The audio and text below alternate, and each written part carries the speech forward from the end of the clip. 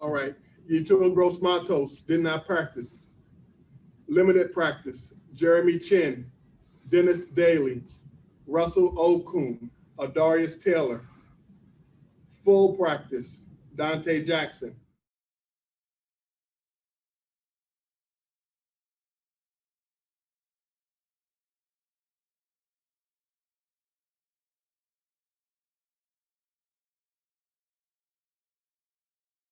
What exactly Kyler Murray does to keep defensive coordinators up at night, and just what maybe has changed from his days at Oklahoma. Oh, I don't think anything's changed. I think he's a great quarterback in a great system. Tremendously accurate, great release, fearless, can really throw the ball deep, can throw it over your head, can run with the football, and then can also bring in the added element of quarterback runs. So I think he's the total package. He's a playmaker, and he's a winner. All right, let's go to Mike Solarte and then Miles Simmons. Coach, I know that you don't do too much in terms of the injury report, but having K1 full today has got to be obviously a positive, and having some other guys that are close to returning. How are you feeling health-wise from what you've seen on the field? Well, I mean, I think having K1 out there is just great for us. He's a captain. He's a guy that people listen to, and that's well earned because he does everything the right way. And I think he looks good. I think he'll play well. So I'm excited to get him back out there. I mean, he's worked so hard this offseason to get to this point, and so I know he's excited to go play. Matt, Dante Jackson has had a pick in each of the last two games. Just what have you been seeing from him that he's done well to capitalize on those opportunities? I think he's a great example of deliberate practice. He comes to practice every day with a plan of what he wants to get better at. He's allowing himself to be coached and being pushed. And Dante just loves to compete. He goes out there and plays hard and tries to get better and tries to play and make plays for his teammates. And that was a huge play that he made on Sunday to return that ball and get it all the way down the field. And I think it's just a huge statement for our team that, he get banged up on Sunday and he's right back out there practicing. I think he's the embodiment of the brand of football that we want to play. Let's go to Phil Orban and then Steven Toronto. Hey, man, I'm sorry if you answered this on Monday, but did you mentioned Kyler in high school, rather. Did you recruit him at all? How early did your paths cross with him? And what kind of perspective does it give you kind of knowing him way back when? Yeah, I did not recruit him in high school. He was already off to Texas A&M by the time I went to Baylor. But the stories of his days at Allen are well told by many, many, many, many of the guys that I coached at Baylor. And so I heard story after story after story about him without really having a great feel for, him as a player. And then obviously had a chance to see him when we played at Oklahoma 2 years ago. And everything that I heard was true. So I think he's a great player. And so when I talk about his exploits as a high school player, it's really just from all the stories from the coaches that I coached with and the players that I coached. Hey, Coach, there's been a lot of hype about the air raid scheme that Cliff Kingsbury and the Cardinals run, but I believe Iowa State actually came up with quote-unquote air raid killer defense, which I believe is a 3-3-3 tight front-based defense. Given your experience in the Big 12, how much has defensive football had to adapt to schemes like Kingsbury's? And have you started to notice that some of those new age defensive concepts have started to trickle up into the NFL? Yeah, so that Iowa State defense is something that we adopted at Baylor, and then we've played a lot of it the last couple of weeks. In fact, when people have asked kind of about our low numbers of sacks in the first two games, I attributed a lot of it to the fact that we were in, some 3-down structures. So it's got its pluses, it's got its minuses. I think a lot of things that you see in college football have obviously moved to the pros with with the things that the Ravens and many other teams with athletic quarterbacks who can zone read and do things that you see in college. It's made its ways to the NFL. I think with that being said, I think, Cliff obviously, has a basis of his passing game, comes from the air raid and those concepts. But, he does so much more as well. And they have pro style run schemes. They have spread run schemes. They have, pro style passing schemes. I mean, they have all the play actions. So I think the biggest thing is that, Cliff's got a great football offensive mind, and he's always finding a way to take advantage of what his players do well. And that's, to me, that's a mark of a great coach. And so, defensively, we've tried to do the same thing. We're trying to take advantage of our defensive personnel and put them in the best position possible. Let's go to Scott Fowler and then Joe Person. Hey, Matt. I was wondering if you don't mind telling us, I'm sure your family is looking forward to actually seeing a game. And I wonder if your whole family will go. And then in general, like, do they have any, are there any Rhule family superstitions when you attend a game together? Yeah. So my wife, Julie, and my daughters, Leona and Vivienne, will go to this game. They did not go to the first game. And so I'm excited to have them there. My son Bryant was able to go to the first game and serve as a ball boy, and so he's hoping to do that again. And in terms of superstitions, my daughters. I don't know if I'm sure you can say this. My daughters, when I was at Baylor, would come in. So I had my own private locker room area, and they'd come in and they'd both scream at me like, "Do your job!" Like they literally be like, "Do your job," and I'd give them a kiss. So last 3 games, I've FaceTimed them, and they've yelled at me to do my job, and that's kind of our tradition. And then, my father was always with us at Baylor, and my son and my father and my son and I, my dad would get together. My dad would, pray for the game and pray for the team to be healthy and, and just say a prayer together. So the last 3 games, I've called my dad and called my son and done that as well. So a lot of things have been virtual that have been traditions in the past, but I'm sure my daughters, they won't be able to see me. So I'll still have to call them while they're in the stadium, and they'll scream at me to do my job. Thank you. Hey, Matt, the events of this week with the Titans, has that in any way changed y'all's approach to anything at any level? I was curious too. I remember you saying the first few games, you guys might have an advantage with teams not knowing what y'all were going to run. Is that, you think any advantage with that is now probably gone, and does that put more of an onus on adjustment? It broke out the end. Put more of an onus on what? I'm sorry. In-game adjustments or even game week adjustment. Yeah, I think really that statement was really about probably the first game, maybe a little bit the second, but by then they can kind of see you and know who you are. I think that first game, the hope was that they would have to prepare for a lot of things. I think right now people have kind of seen our identity, on offense and defense and special teams, and so they're preparing for us just like we're preparing for them. In terms of the first part of your question, I'm sorry, Joe. The first part of your question, in terms of the Titans, I mean, I think for all of us, it's just a statement. Like wow, like this, this is real. In terms of football, I mean, we see it's real in society. We see the staggering numbers of people that have been affected by this. Many of our players and staff have been affected, by a family member or some way. So I think, it's all been very real to us. So it hasn't really changed anything that we do.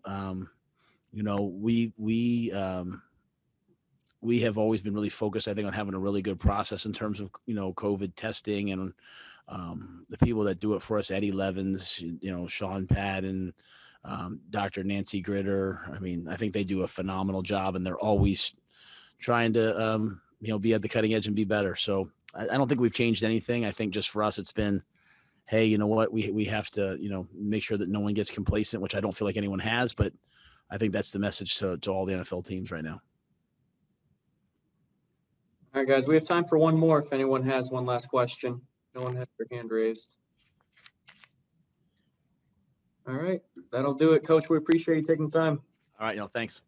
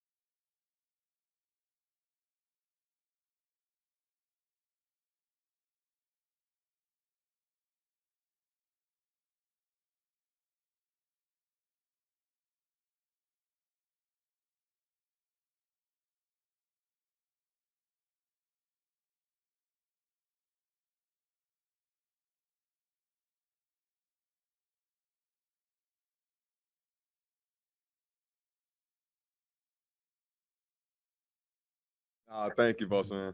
Yeah, I was wondering, where do you think we've seen in the last two games, where do you think the defense is improving most? Yeah, I mean, I think we're getting more comfortable with the play calls with each other, being able to fly around a little bit more with being comfortable. Again, we've been here about 2 months, and we're still trying to get a briefing in the defense. So we want to make sure that we're running around having fun. And I think that's coming together each week that we're together. We're building that chemistry, and right now, I like where we're at with the continued progress, and I like to see us grow more. All right, let's go to Mike Solarte and then Miles Simmons. Hey, Trey. This week, obviously, Kyler Murray loaded with talent, so many different options. How on guard is the secondary for a guy like this? Because he can go deep, he can keep it and run. I mean, he just presents so many different challenges for you guys. Yeah. For us, we just want to detail our assignments, do our 111. We don't want to do anything outside the box. We know with a quarterback like Kyler Murray, you're going to end up needing to cover guys for more than 4 seconds. So we're already putting that in our mindset. We're putting in our mindset you might have to go out for extra 2 to 3 seconds because of what he's able to do on his feet with throwing the ball deep, throwing the ball outside the numbers, inside the numbers. The man is very talented and using his feet.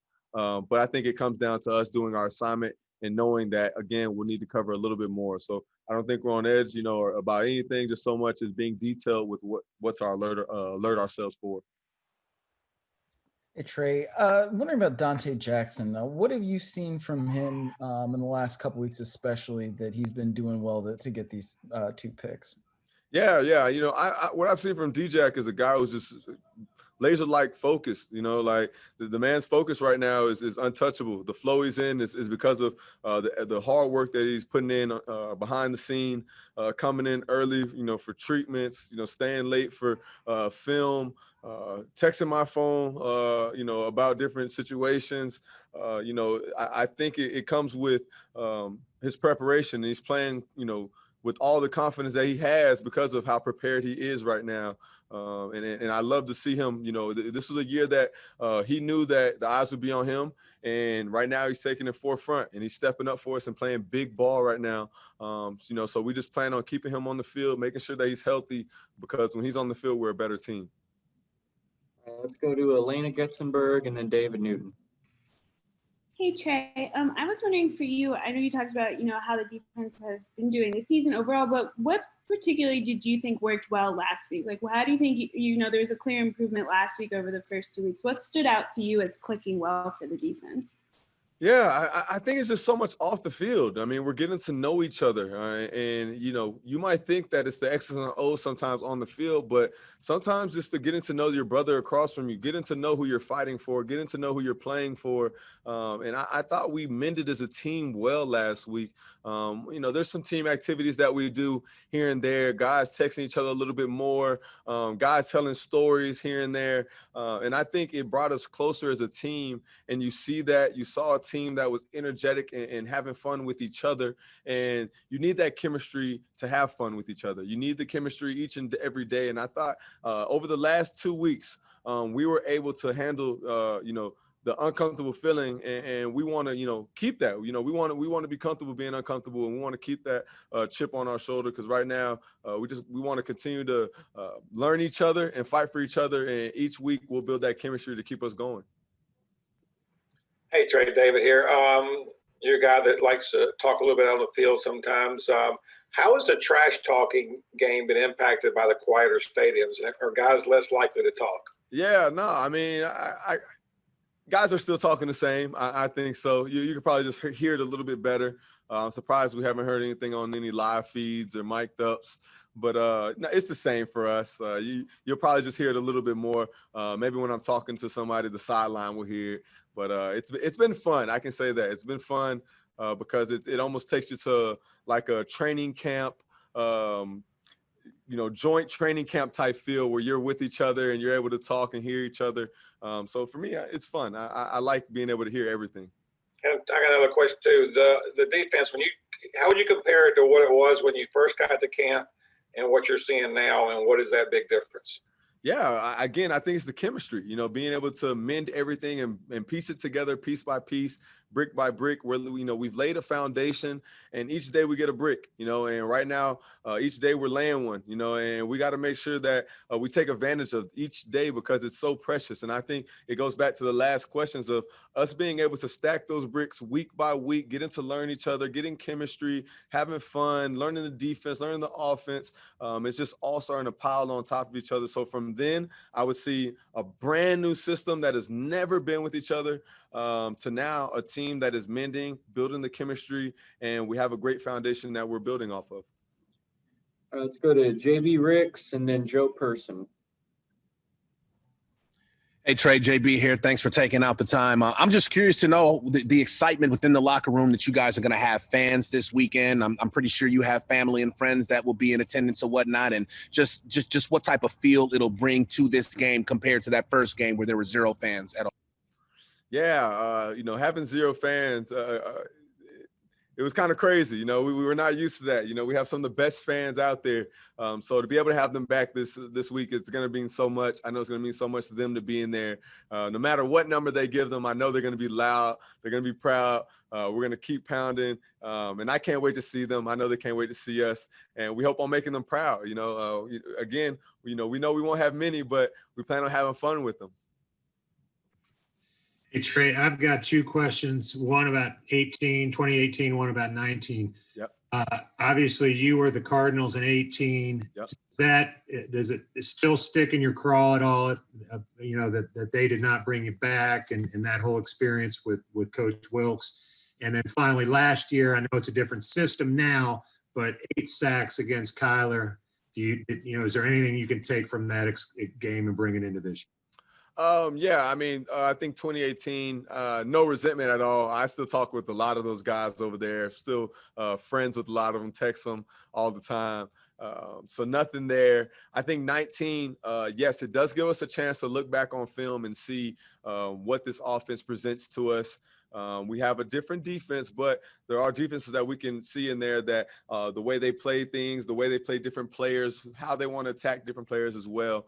So it is a film that, you know, we're able to watch and go back because before that game last year, we had no film on the Cardinals because of them being a new offense coming from, coach coming from Texas Tech. So, you know, having a full year film on them and then last year presents, great notes for us to have to be able to diagnose them and see what they like. And again, we plan on executing our game plan regardless of what they do, making sure that we do our 111 and do our job.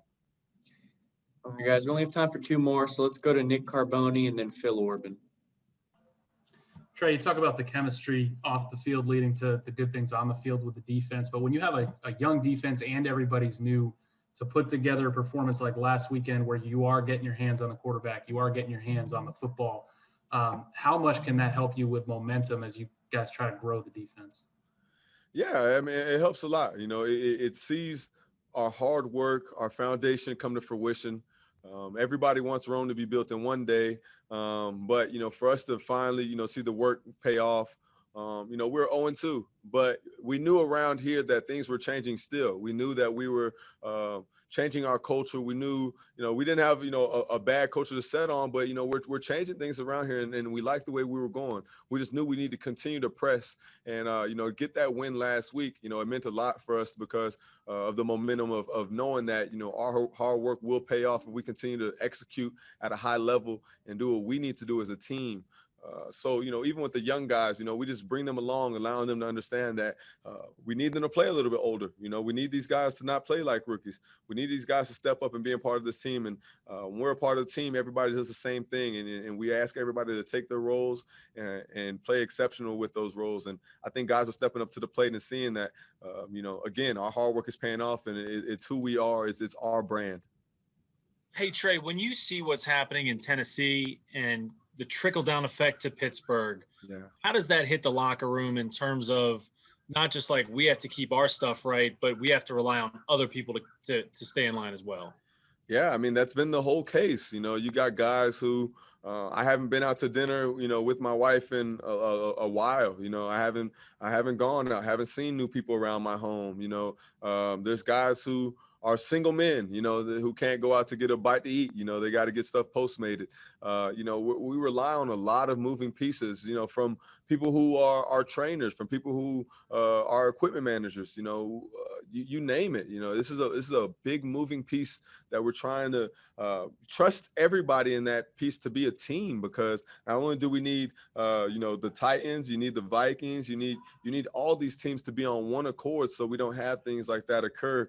And when they do, I mean, you see the position that we're in right now. I believe they postponed that game, and I can only imagine what that's going to feel like when it comes January, once it comes into December, what they do, when do they play that? How do they feel when it comes that time?